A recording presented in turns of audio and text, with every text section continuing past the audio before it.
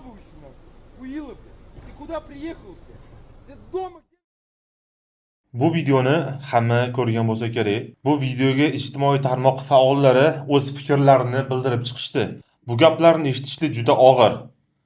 Bu odamni o'rniga hech kim tasavvur qila olmaydi o'zini qo'yib ko'rishlikni.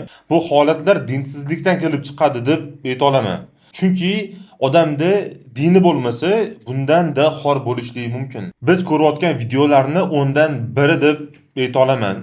Chunki ijtimoiy tarmoqqa chiqmaganlari qancha, chet elda musofirlikda yurib bundan-da xor bo'layotganlar qancha. Bunaqa holatlar O'zbekistonda ham bo'ladi. O'zbekistonda ham e'tibor qilsanglar, ijtimoiy tarmoqlarga chiqib qancha muhokamalarga sabab bo'ladi va qancha vaqtlardan keyin ular hal bo'ladi. Hali bo'lmaganlari qancha.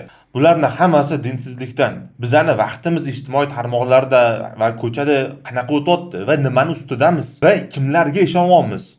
Ya'ni bizga kimlar nimani va'da beryapti va qachon u va'dasini ustidan chiqadi? Shu holatlarga e'tibor qilinglar.